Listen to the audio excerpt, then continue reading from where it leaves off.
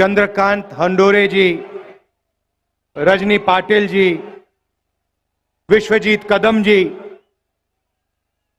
संग्राम थोपड़े जी, संजय जगताप जी, नसीम खान जी, हमारे कैंडिडेट रविंद्र धंगेकर जी कहाँ हैं? आ जाइए, सामने आइए, सामने आइए।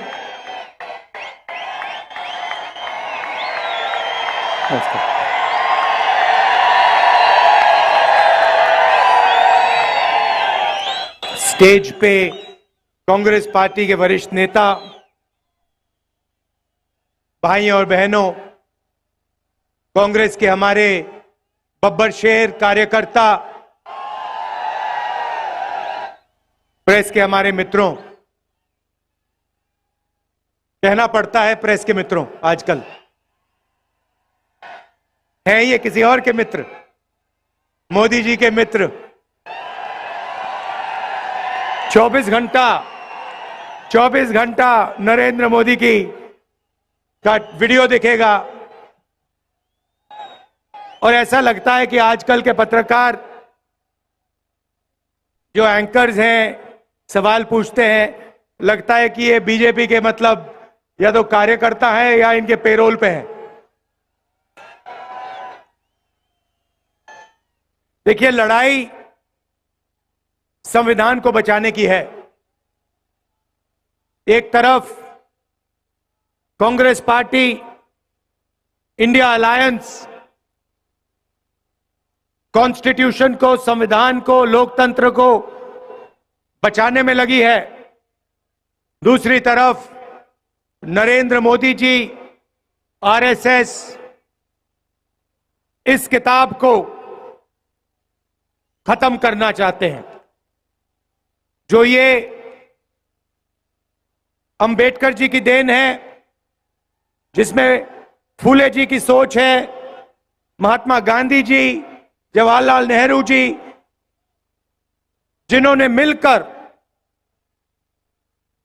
हिंदुस्तान की जनता के साथ सालों लड़ाई कर कर ये इस देश को दिया, इसको नरेंद्र मोदी, बीजेपी बदलना चाहते हैं, खत्म करना चाहते हैं। इसी से हिंदुस्तान के गरीब लोगों को, किसानों को, पिछड़ों को, दलितों, आदिवासियों को, माइनॉरिटीज को, गरीब जनरल कास्ट को अधिकार मिलता है। इसके बिना आप कहीं के नहीं रहोगे। जो भी आपके पास है सारा उन्हीं 22-25 लोगों के हाथ में चला जाएगा। मनरेगा बना, भोजन का अधिकार, जमीन अधिग्रहण बिल, हरी क्रांति, सफेद क्रांति, बैंक नेशनलाइजेशन, ये सारे के सारे काम इस किताब ने आपको दिए हैं। और मैं आपको बता रहा हूं, जिस दिन ये गायब हो गई, जिस दिन बीजेपी ने सचमुच में इसको खत्म कर दिया, तो आप हिंदुस्तान को नहीं पहचान पाओगे। यह है लड़ाई। और मैं देश से कहना चाहता हूं कि जो अंबेडकर जी ने हमें दिया, महात्मा गांधी जी ने दिया, उसको हम कभी खत्म नहीं होने देंगे। सवाल नहीं उठता।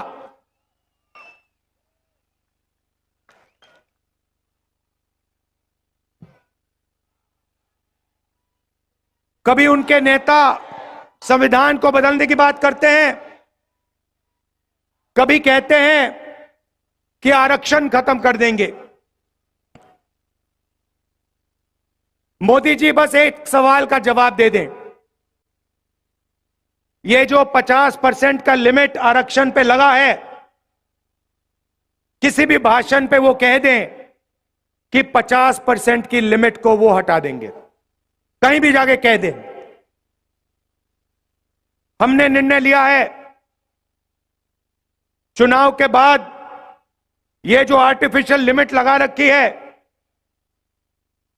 जिससे करोड़ों लोगों को नुकसान हो रहा है, 50% रिजर्वेशन की लिमिट को हम तोड़ के हटा देंगे, बाहर फेंक देंगे इसको।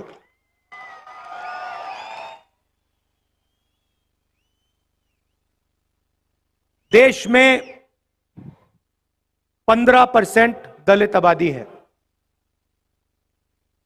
8% आदिवासी है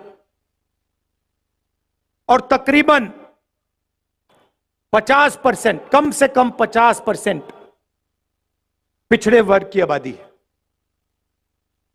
50, 15 और 8 कितना हुआ? कितना? 73। मैंने शुरुआत में कहा कि ये मीडिया वाले हमारे दोस्त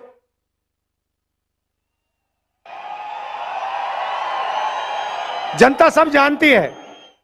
अब भाई इनकी गलती नहीं है, ये इन पे लगाम लगा रखी है, ऊपर से अदानी जी ने बांध रखा है, खोलते नहीं है।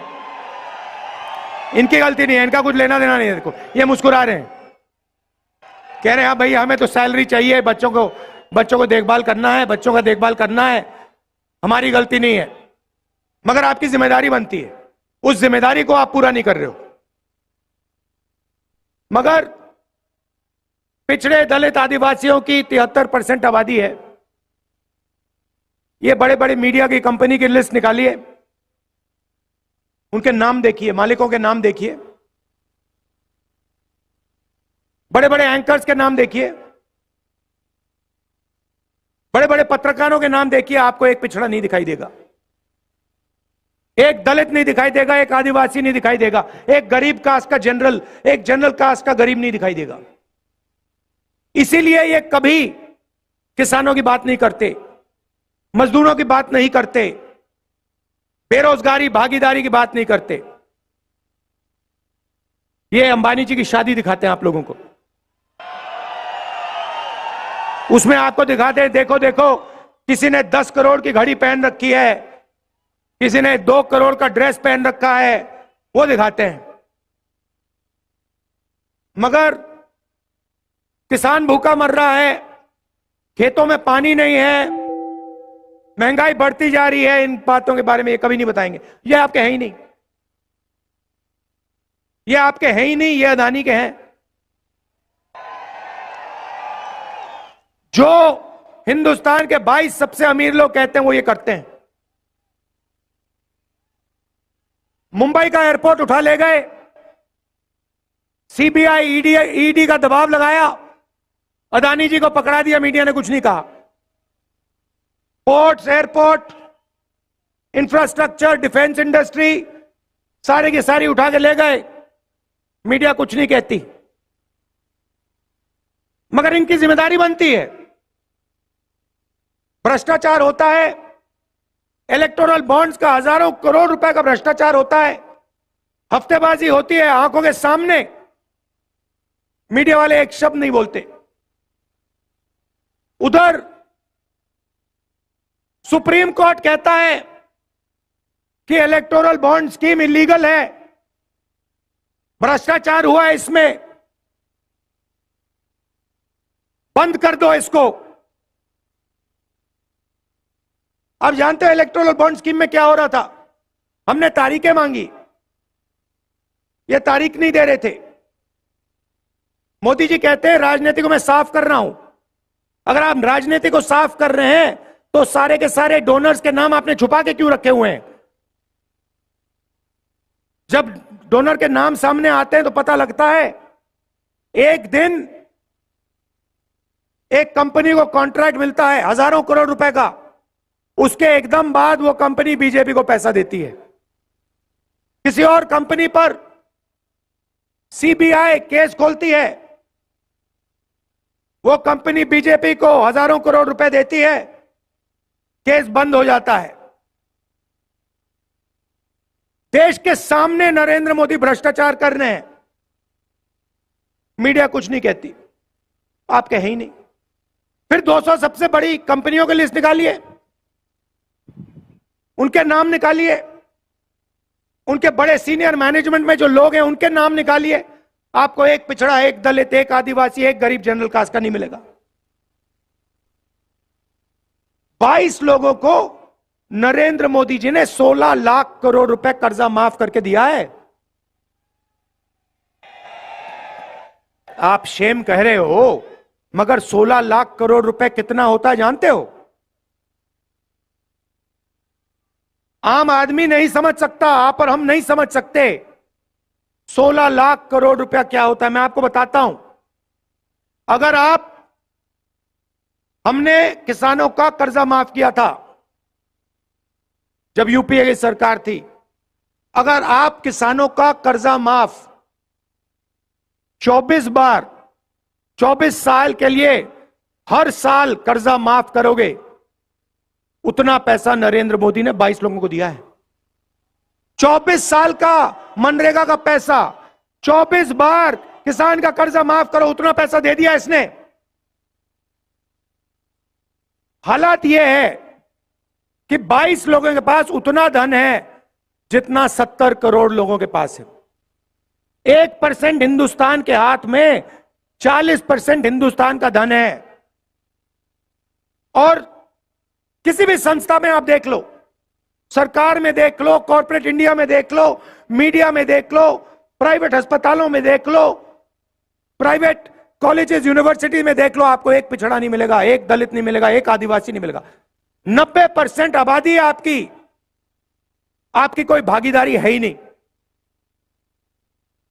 पिछड़ों की बात करनी है, दलित आदिवासियों की बात करनी है, ढूंढना है उनको। मजदूरों की लिस्ट में जाके देखो उनको, जो मनरेगा करते हैं वहां जाके देखो, कॉन्ट्रैक्ट लेबर का काम करते हैं वहां जाके देखो। 90% हिंदुस्तान या मनरेगा कर रहा है, या कॉन्ट्रैक्ट लेबर कर रहा है, या कहीं सड़क पे मजदूरी कर रहा है। और हिंदुस्तान की पावर स्ट्रक्चर में है ही नहीं, कहीं नहीं है। 650 हाईकोर्ट के जज हैं, आपकी आबादी 73% है, 650 में 100 भी नहीं है आप। 90 लोग हिंदुस्तान की सरकार को चलाते हैं, 90 आईएएस अफसर हैं, बजट को वो बांटते हैं। महाराष्ट्र को कितना पैसा मिलेगा, कर्नाटक कितना जाएगा, सड़कों में कितना जाएगा, डिफेंस में कितना जाएगा, शिक्षा स्वास्थ्य में कितना जाएगा, वो 90 लोग डिसाइड करते हैं। उनकी लिस्ट निकाली मैंने। चलो देखते हैं पिछड़े कितने हैं, दलित कितने हैं, आदिवासी कितने हैं। 90 में से 3 ओबीसी हैं, 3 दलित हैं, 1 आदिवासी है, और बैक ऑफिस में बैठा रखे हैं। आप ये मत सोचिए कि फाइनेंस मिनिस्ट्री में है, डिफेंस मिनिस्ट्री में है, बड़ी मिनिस्ट्री में नहीं। नहीं नहीं नहीं नहीं नहीं नहीं नहीं 7 लोग हैं। 73% आपकी आबादी, 7 लोग हैं 90 में से, पीछे बैठा रखे हैं। चू नहीं कर सकते वो। और अगर 100 रुपए खर्च होता है बजट में, तो 6 रुपए 10 पैसे का निर्णय ये 7 अफसर लेते हैं, और कभी भी इनका वीटो लग सकता है। और यही हालत हर सरकार में है। महाराष्ट्र की सरकार में भी यही है, उत्तर प्रदेश की सरकार में भी यही है, दिल्ली की सरकार में भी यही है। तो 90% के पास यहां कुछ है ही नहीं, यह सच्चाई है। इसीलिए हमने मैनिफेस्टो में साफ लिखा है, हमारी सरकार आएगी तो हम जाति जनगणना कराएंगे, इकोनॉमिक सर्वे कराएंगे, और हिंदुस्तान के हर संस्था का सर्वे कराएंगे। मतलब यह पता लगाएंगे कि प्रेस में, मीडिया में पिछड़े वर्ग के कितने लोग हैं, हिंदुस्तान की कॉर्पोरेट इंडिया में पिछड़े वर्ग के दलित आदिवासी कितने हैं, प्राइवेट अस्पतालों में डॉक्टरों में कितने हैं, कॉलेज यूनिवर्सिटी में कितने हैं। इससे दूध का दूध पानी का पानी हो जाएगा। हिंदुस्तान की जनता को पता लग जाएगा हमारी कितनी भागीदारी है। यह भाइयों और बहनों क्रांतिकारी कदम है। इससे क्रांतिकारी कदम हिंदुस्तान में नहीं हो सकता। यह जिस दिन जाति जनगणना हो जाएगा, उस दिन देश की जनता को हिंदुस्तान की सच्चाई मालूम हो जाएगी। आपको पता लग जाएगा कितना बेवकूफ बनाया जा रहा है हिंदुस्तान की जनता का। और एकदम हिंदुस्तान की जनता जागरूक हो जाएगी और उसके बाद एक नई राजनीति शुरू होगी हिंदुस्तान में।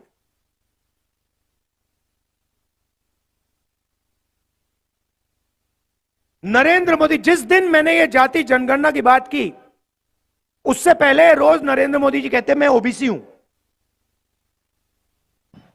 मैं ओबीसी हूं।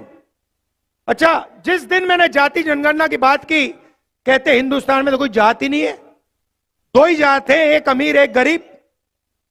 अच्छा, पहले आप ओबीसी थे, हमने जाति जनगणना की बात की, ओबीसी को सचमुच में अधिकार देने की बात की, आप कहते हो भैया ओबीसी तो है ही नहीं। आप डिसाइड करो, आप ओबीसी हो या नहीं हो। हिंदुस्तान में ओबीसी वर्ग है, हां या ना, देश को बता दो। मगर हमने डिसीजन ले लिया है, जाति जनगणना होगा, 50% का ये जो बैरियर बना रखा है इसको तोड़ फोड़ के हम परे कर देंगे। और जो हमारे सेंसस से हिस्सेदारी मिलेगी, मराठास को, धनगर को, बाकी छोटी छोटी जातियों को हिस्सेदारी मिलेगी।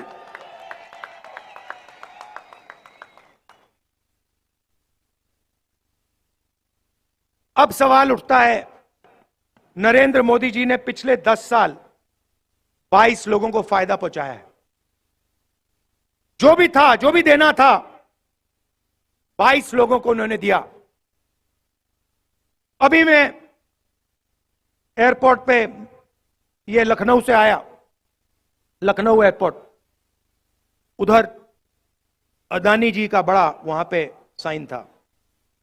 लखनऊ एयरपोर्ट पकड़ा दिया उनको, मुंबई एयरपोर्ट पकड़ा दिया, सारे के सारे एयरपोर्ट पकड़ा दिए। पहले पब्लिक सेक्टर में 90% को रास्ता मिलता था, आरक्षण था, पब्लिक सेक्टर को पूरे प्राइवेटाइज कर दिया। रेलवे में आपको नौकरी मिलती थी, उसको प्राइवेटाइज करने में लगे हुए हैं।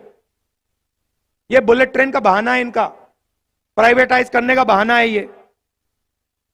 तो जहां भी आप देखो, जो आपके रास्ते थे वो सब बंद कर दिए। पहले आप सेना में जाते थे, पेंशन मिलती थी, अगर कुछ होता था शहीद का दर्जा मिलता था, कैंटीन मिलती थी, उसको भी खत्म कर दिया। नरेंद्र मोदी नई योजना लाए, अग्निवीर योजना। 2 तरीके के शहीद बना दिए, एक नॉर्मल सोल्जर जिसको पेंशन मिलता है, दूसरा अग्निवीर। अगर वो शहीद होगा, उसको ना शहीद का दर्जा मिलेगा, ना पेंशन मिलेगी, ना कॉम्पेंसेशन मिलने वाली। तो आपके सारे के सारे रास्ते इन्होंने बंद कर दिए। अब इंडिया की सरकार आएगी तो ये आपके जो रास्ते हैं ये फिर से खोलने पड़ेंगे, और हम इसको तेजी से, बिना झिझक, ये दरवाजे हम खोल देंगे एक के बाद एक। पहली बात आपको बता रहा हूं, अग्निवीर स्कीम को हम खत्म करके उठा के बाहर फेंक देंगे। दूसरी बात, ये जो इन्होंने गलत जीएसटी बना रखी है, ये जीएसटी जो छोटे दुकानदारों को, स्मॉल एंड मीडियम इंडस्ट्री को खत्म करने वाली जीएसटी है, अदानी वाली जीएसटी है, इसको हम बदल देंगे। 5 अलग अलग टैक्स नहीं होंगे, एक टैक्स होगा, कम से कम टैक्स होगा। पहली बार हिंदुस्तान की हिस्ट्री में किसानों को टैक्स दे रखा है, किसानों से टैक्स लेते हैं। तो हमने डिसाइड किया है कि जितना इन्होंने पैसा ना ये 22 लोगों को दिया है, उतना पैसा हम हिंदुस्तान के किसानों को, गरीबों को देने जा रहे हैं। और मैनिफेस्टो में मैंने बोला है, 3-4 हमने क्रांतिकारी काम, मतलब देश को हिलाने वाले, महाराष्ट्र को हिलाने वाले काम करे हैं। सबसे बड़ा काम, दुनिया में किसी सरकार ने ऐसा सोचा ही भी नहीं, करना छोड़ो, सोचा ही नहीं है। हिंदुस्तान के हर गरीब परिवार की हम लिस्ट बना रहे हैं। मोदी ने करोड़ों लोगों को गरीब बनाया ना, उन सारी की लिस्ट हम निकाल रहे हैं, सारे के सारे नाम। उन परिवारों में से हम एक महिला का नाम चुनेंगे। हर परिवार में से एक महिला का नाम चुना जाएगा और उस महिला के बैंक अकाउंट में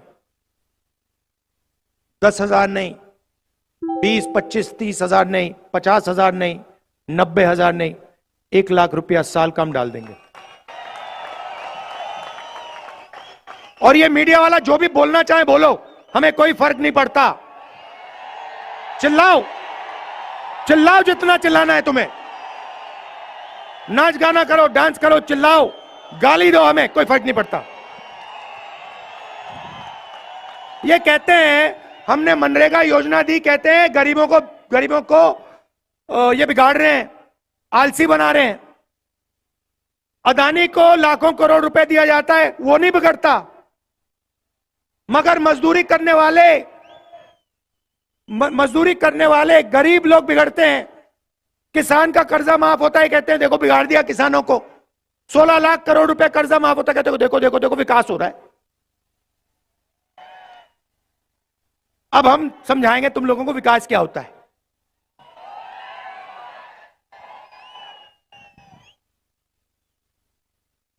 करोड़ों महिलाओं के बैंक अकाउंट में 1,00,000 रुपया साल का, 8,500 रुपए महीने का, टकाटक टकाटक टकाटक टकाटक टकाटक। और वो कंप्यूटर से होगा, ऑटोमेटिक,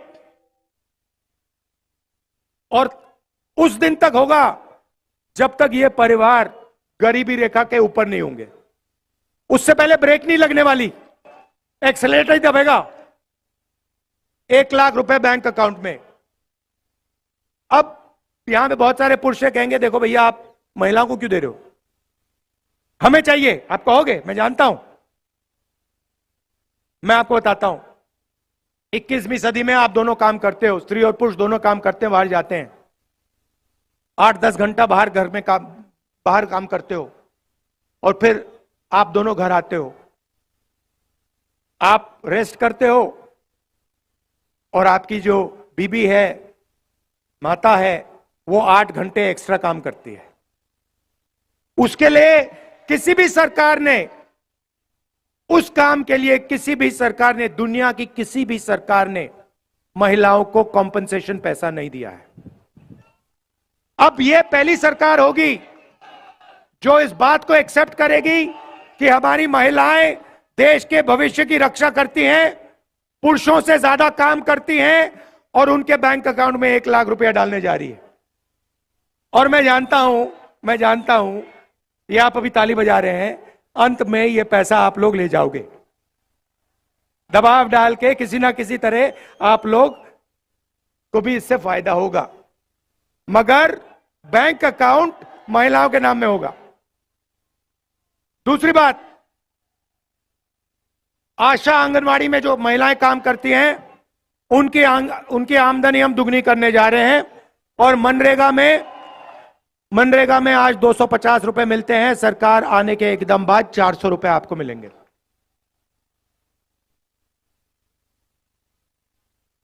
अब थोड़ी सी किसानों की बात करना चाहता हूं। नरेंद्र मोदी जी ने आप पर जीएसटी लगाई, जमीन अधिग्रहण बिल उन्होंने रद्द किया, आपके हक लिए, आपका कर्जा माफ नहीं किया, और आपको सही दाम नहीं देते हैं। जब भी आपको अपना माल खरीदना होता है, धान, शुगर केन, सोया, जो भी हो, जब भी आपको खरीदना होता है, नरेंद्र मोदी इंपोर्ट एक्सपोर्ट की पॉलिसी को घुमा देता है और आपको सही रेट नहीं मिलता। तो आपकी दो ही मांगे हैं, मैं जानता हूं, लाखों किसानों से मैंने बात की है। आपकी दो मांगे हैं, पहला है कर्जा माफी, और दूसरा हमें सही दाम चाहिए।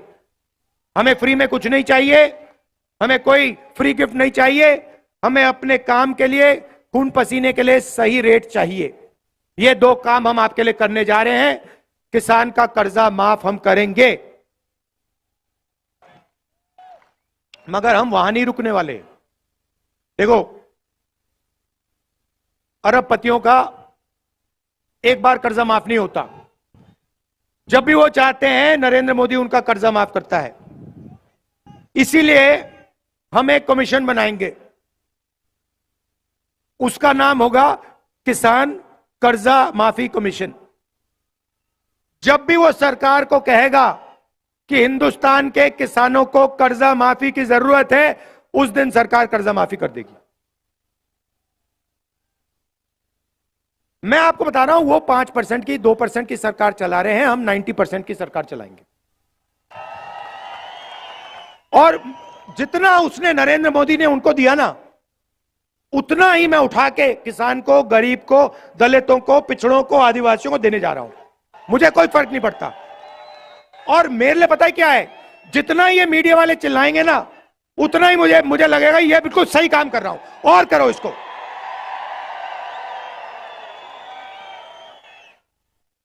अब नरेंद्र मोदी ने करोड़ों लोगों को, युवाओं को बेरोजगार कर दिया। जब आपने उनसे पूछा था भैया हमें रोजगार दो, कहते पकौड़े बनाओ। कोविड के समय आपसे कहा भैया थाली बजाओ, मोबाइल फोन की लाइट ऑन करो। और मजे की बात बताता हूं, उसी टाइम जो कंपनी कोविड की वैक्सीन बना रही थी, जिसको हजारों करोड़ रुपए सरकार दे रही थी, वही कंपनी नरेंद्र मोदी की पार्टी को पैसा दे रही थी। इलेक्टोरल बॉन्ड्स में लिखा है। तो आप मर रहे थे, सांस नहीं ली जा रही थी, वेंटिलेटर नहीं था, ऑक्सीजन नहीं था, और जो कंपनी वैक्सीन बना रही थी वो नरेंद्र मोदी की पार्टी को डोनेशन दे रही थी। बात समझ जाओ, बात समझ जाओ। तो आपको बेरोजगार बनाया। अदानी का बेटा है, वो जॉब, परमानेंट जॉब पर करने से पहले अप्रेंटिसशिप करता है, टेम्पररी जॉब करता है 6 महीने के, 1 साल में, 1 साल की। अपने पिता के कंपनी में उसको काम दिया जाता है और उसके बाद 1 साल बाद उसको परमानेंट किया जाता है। ये हिंदुस्तान के जो करोड़ों युवा हैं, इनको ये फैसिलिटी नहीं दी जाती। तो हमारी एक स्कीम है, क्रांतिकारी स्कीम है, उसका नाम पहली नौकरी पक्की, गारंटी। गारंटी, ये नहीं कानूनी अधिकार, ऐसे नहीं, कानूनी अधिकार। जैसे मनरेगा में कानूनी अधिकार है, अगर किसी ने मनरेगा का काम मांगा तो देना ही पड़ेगा, वैसे ही अप्रेंटिसशिप का, पहली नौकरी का हमने कानूनी अधिकार दिया है। मतलब हिंदुस्तान का कोई भी बेरोजगार graduate, diploma holder, college graduate, university graduate, कोई भी सरकार से कह सकता है मुझे अपनी पहली 1 साल की नौकरी चाहिए, सरकार मना नहीं कर सकती। नौकरी कहां मिलेगी? प्राइवेट सेक्टर, पब्लिक सेक्टर, सरकारी ऑफिसेज में, सरकारी अस्पतालों में, सरकारी कॉलेज, यूनिवर्सिटीज में। करोड़ों युवाओं को 1 साल की नौकरी, पहली नौकरी पक्की। अभी तो भैया मैंने बात बोली नहीं, अभी आप ताली बजा रहे हो। पहली नौकरी पक्की, 1 लाख रुपए बैंक अकाउंट में साल के, 8,500 रुपए महीने के, 1 साल के 1 लाख रुपए हर यूनिवर्सिटी ग्रेजुएट, कॉलेज ग्रेजुएट को। और हिंदुस्तान को दुनिया की सबसे बेहतर ट्रेंड वर्कफोर्स मिलने जा रही है। मतलब ट्रेनिंग भी कर देंगे, पहली नौकरी भी दे देंगे, और जेब में 1 लाख रुपए भी दे देंगे। ये देखिए कांग्रेस का कमाल।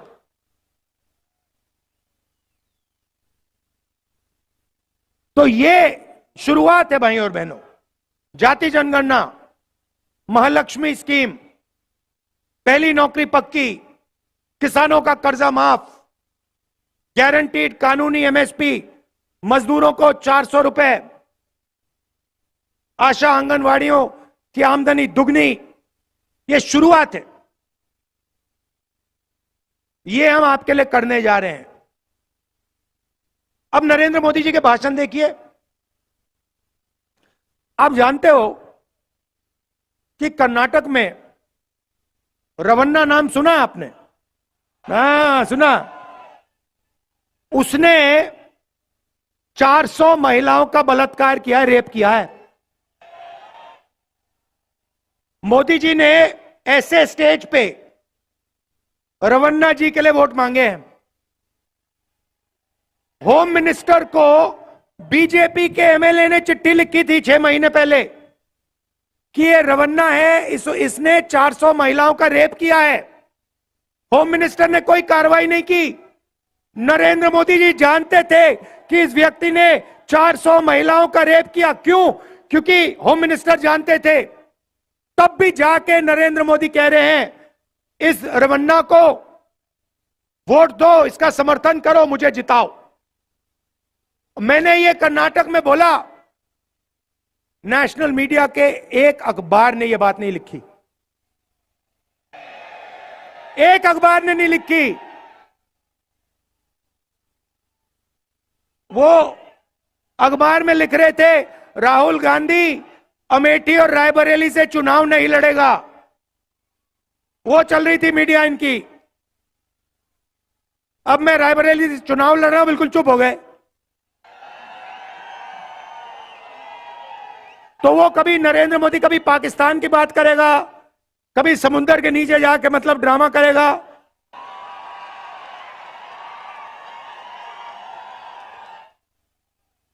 और मतलब आपने देखा, पता नहीं देखा, मतलब समुद्र के नीचे जाके बिल्कुल डरा हुआ था कि भैया कुछ हो ना जाए यहां पे।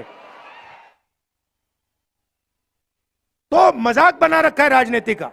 और सीनियर नेता जो हैं, शरद पवार जी जैसे हैं सीनियर नेता जो हैं, उनका अपमान कर रहे हैं, उनके बारे में उल्टी सीधी बात बोलते हैं।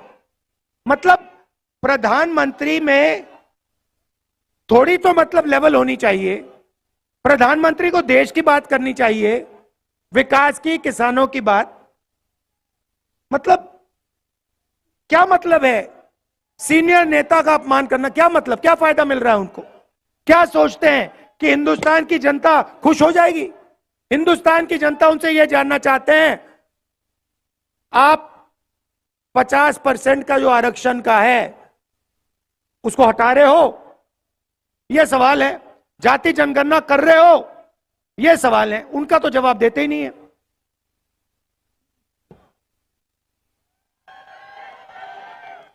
तो यह मैं आपसे कहना चाहता था। देखिए, जब मैं महाराष्ट्र में लैंड करता हूं ना, तो जैसे आज मैं लैंड किया यहां पे, मुझे लगता है कि यह कांग्रेसी स्टेट है।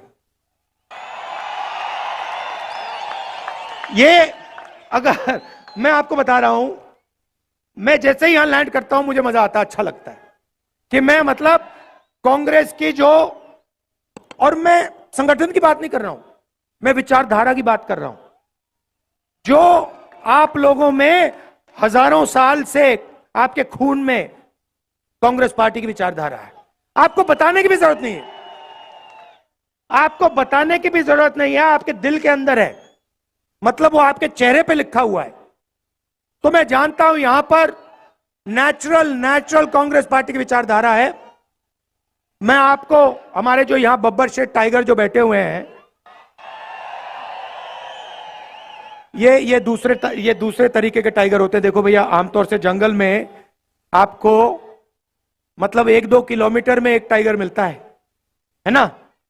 यहां पे देखो कितने एक साथ बैठे हुए हैं। तो मैं आपको बता रहा हूं, आप हमारी रीढ़ की हड्डी हो। आप देश को बदलने वाली फौज हो। आप अपनी शक्ति को पहचानो। आप देश को बदलने वाली फौज हो। आपके खून के अंदर आजादी की लड़ाई, फूले जी की विचारधारा, अंबेडकर जी की विचारधारा, गांधी जी की, नेहरू जी की विचारधारा आपके खून के अंदर है। उसको निकाला नहीं जा सकता। आपके माता पिता के अंदर है, आपके बच्चों के अंदर है, आपके परदादा के अंदर है। तो ये मैं आपसे कहना चाहता था। आपने मेरा मूड बहुत अच्छा कर दिया, मैंने आपका मूड अच्छा कर दिया। अच्छा, ये अभी ये आखिरी बात जो मैं यहां जब महाराष्ट्र में यात्रा में निकला था तो बहुत सारे युवाओं ने मुझे कहा कि राहुल जी, मोदी जी ने हमें बेरोजगार कर दिया, हम पेपर लेते हैं और महीनों के लिए हम रात दिन काम करते हैं और जिस दिन पेपर देना होता है उससे एक दिन पहले हमें किसी के मोबाइल फोन पे पेपर लीक हो जाता है, पेपर दिख जाता है। जो बेईमानी करता है वो पेपर लीक करवा देता है, बिना पढ़ाई करे वो आगे निकल जाता है, और जो ईमानदारी से पढ़ाई करता है उसका नुकसान होता है। और हजारों युवाओं ने यह मुझे बोला, तो हमने मैनिफेस्टो में लिख दिया है एक नया कानून लाएंगे जिससे कड़ी सी कड़ी सजा पेपर लीक वालों को होगी। और ये जो नया फैशन बनाया नरेंद्र मोदी जी ने कि एग्जामिनेशन प्राइवेट कंपनियां करा रही हैं, इसको हम बंद कर देंगे। सरकारी संस्थाएं ही पेपर दे पाएंगी, और अगर किसी ने पेपर लीक करवाया तो हम कड़ी सी कड़ी सजा उसको देंगे। अंत में आप जानते हो शिवाजी महाराज की कर्मभूमि है, शिवाजी महाराज की जय। जय हिंद, जय महाराष्ट्र, नमस्कार।